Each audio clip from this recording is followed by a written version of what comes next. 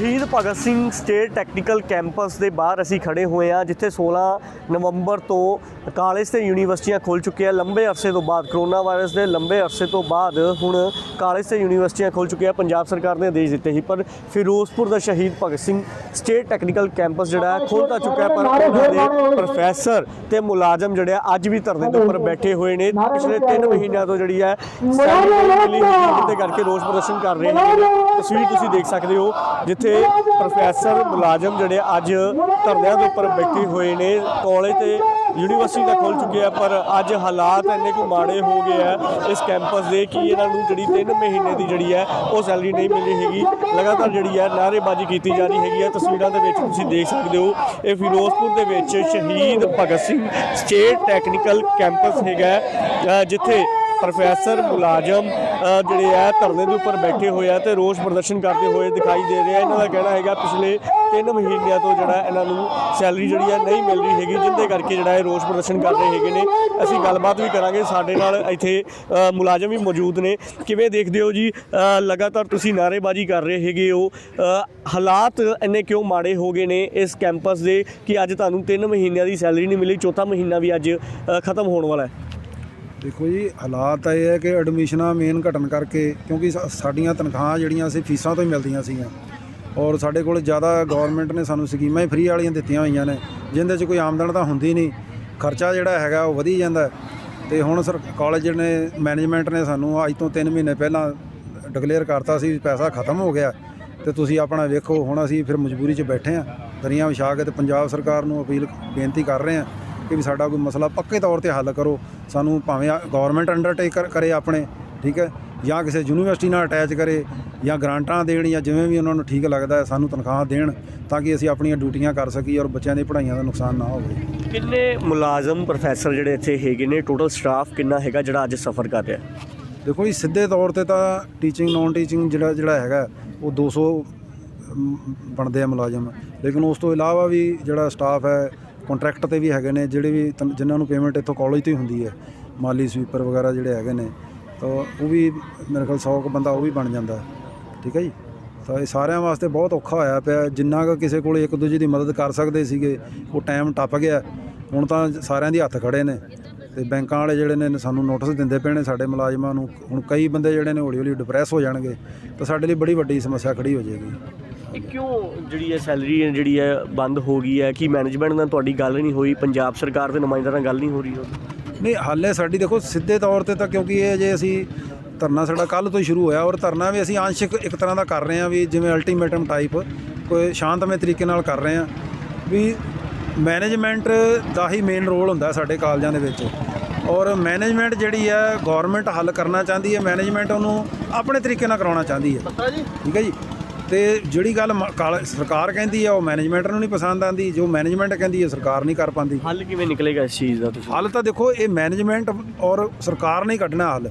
ठीक है, साडा तो अजे किसी लैवल ते अप्रोच नहीं हुई है साडी सीधी तरीके नाल, क्योंकि ये मैनेजमेंट ही कल भी एक मीटिंग सी जिहड़ी कि नहीं हुई, मनप्रीत बादल जी किते चले गए, इस करके सानू डायरैक्टर साहब ने सूचित किया सीगा भी मैं मीटिंग ते जाना सीगा ते वो कैंसल हो गई है। हुण ये एक गल कह रहे सी भी सानू लोन दे देवे, और मैं कहना कि लोन वगैरह देने नाल कोई हल नहीं होना। ये पक्के तौर पर या सरकार इनू, क्योंकि है ही सरकार दा, इत्थों की एक चीज़ सरकार दी है, तो सरकार क्यों नहीं अगे आके सानू अंडरटेक करती जिवें उन्होंने ठीक लगता। सानू तां तनख्वाहां चाहिए। बिल्कुल जी, गल करते हैं तो अज प्रोफैसर मुलाजम जोड़े वो सफ़र कर रहे हैं। पिछले 3 महीनों तो जी सैलरी नहीं मिली हैगी, चौथा महीना भी अज खत्म होने वाला। प्रोफैसर मौजूद ने डॉक्टर AK त्यागी, उन्होंने गलबात करते हैं। किवें देखते हो सर, अज तुहानूं धरने ते बहना पै गया है, अज हालात इस कैंपस के क्यों बन गए है ने? देखिए, जो सबसे बड़ी प्रॉब्लम है कि पहले हमारे पास सरकार की ग्रांट आती रही है, अभी कुछ समय से सरकार ने ग्रांट देनी बंद कर दी, और जो ये अब कोविड-19 चल रहा है या और बहुत सारे दूसरे कारणों की वजह से, जिनमें कुछ प्राइवेट यूनिवर्सिटीज़ का अनप्लैंड एक्सपेंशन, जिस पे भी सरकार ने आज तक कोई रोक नहीं लगाई, उनकी वजह से एडमिशन सिनेरियो भी काफ़ी कम हुआ है। तो अब पहले जो हम खुद अपने आप अपना पैसा कमा के सैलरी कर पा रहे थे वो नहीं हो पा रहा। ऐसे में सरकार की जिम्मेदारी बनती है कि जो डेफिसिट है हमारा, उसे ग्रांट के रूप में वो हमें पैसे दें ताकि ਜੋ ਮੁਲਾਜ਼ਮਾਂ को ਸੈਲਰੀ ਦੀ ਜਾ ਸਕੇ। ਇਹ ਵੀ ਸੁਣਨ ਦੇ ਵਿੱਚ ਆਇਆ ਹੈ ਕਿ ਕਈ ਗ੍ਰਾਂਟਾਂ ਜਿਹੜੀਆਂ ਉਹ ਹਲੇ ਤੱਕ ਨਹੀਂ ਆਈਆਂ ਹੈਗੀਆਂ ਜਿੰਦੇ ਕਰਕੇ कैंपस सफ़र कर रहे हैं। सबसे बड़ी प्रॉब्लम जो इस मामले में ये हुई है कि सरकार की अप्रूवल से हम लोगों ने सीएम स्कॉलरशिप स्कीम तो लागू कर दी, लेकिन हमने सरकार को लिखा भी कि वे अब इतने बच्चों से हमने फ़ीस ना के बराबर फ़ीस ली है तो हमें ये मैचिंग ग्रांट दी जाए। कई सालों से, पिछले 4-5 साल से सरकार ने उस पर कोई उस पर एक्शन नहीं किया और हालत ये हो गई कि हम सीएम स्कीम के तहत बच्चों को भर्ती तो करे जा रहे हैं, उनसे हमें फ़ीस मिल नहीं रही है और कॉलेज के सारे खर्चे वैसे ही हैं। अब जब तक सरकार उस पैसा हमें देगी नहीं, मैचिंग ग्रांट नहीं देगी, तो कैसे काम चलेगा? सर इनका कितना हल होगा इस चीज़ का? इसका तो हल देखिए यही है कि जैसे सीएम स्कीम हमने लागू की, इसकी मैचिंग ग्रांट सरकार दे, साथ में जो भी डेफिसिट हमारा बन रहा है वो सारा भी सरकार हमें ग्रांट दे, क्योंकि देखिए इतने सारे मुलाजिम हैं और ये कॉलेज कोई ऐसा कॉलेज नहीं था, पंजाब के टॉप कॉलेजों में सबसे ऊपर है। यदि आप पहले देखो 95 से और 2015 तक हमारे यहाँ एडमिशन के लिए पूरी लंबी लाइन लगी रही है। सबसे क्वालिफाइड फैकल्टी हमारे पास है, सबसे क्वालिफाइड स्टाफ हमारे पास है। पूरे पंजाब में इतने पीएचडी आईआईटी से किसी कॉलेज में नहीं है जितने हमारे पास हैं, फिर भी हमारी ये हालत हो रही है। तो इसके कारण सरकार को 2-3 चीज़ें तो बहुत ज़्यादा ज़रूरी हैं। एक तो ये है कि जो प्राइवेट यूनिवर्सिटी जो भी आ रही हैं इनके ऊपर एक रेगुलेटरी कमीशन होना चाहिए, इनके ऊपर एक कैपिंग होनी चाहिए कि इससे ज़्यादा एडमिशन वो लोग नहीं कर सकते। एक एक ब्रांच में उन्होंने 3-3, 4-4 हज़ार एक एक यूनिवर्सिटी में भर्ती किए हुए हैं। एक तो बच्चों के साथ इनजस्टिस हो रहा है। आप सोचिए कि 4000 बच्चों को कैसे पढ़ा सकते हैं जब फैकल्टी उनके पास प्रॉपर नहीं है। दूसरे ये है कि जो नेचुरल जो रिसोर्सेज सरकार के हैं, जैसे यहाँ पे सरकार ने 100 एकड़ में एक कॉलेज बनाया, इतने सारे स्टाफ भर्ती किए, अब ये सब का मिसयूज भी हो रहा है क्योंकि इतना पैसा सरकार का यहाँ लगा हुआ है जिसका आउटपुट आ नहीं रहा। तो सरकार को इसका यदि बेस्ट यूटिलाइजेशन करना है तो कम से कम उनको मैचिंग ग्रांट तो देनी चाहिए ताकि ये कॉलेज ठीक से चल सके और प्रदेश की अच्छी तरह से सेवा कर सकें।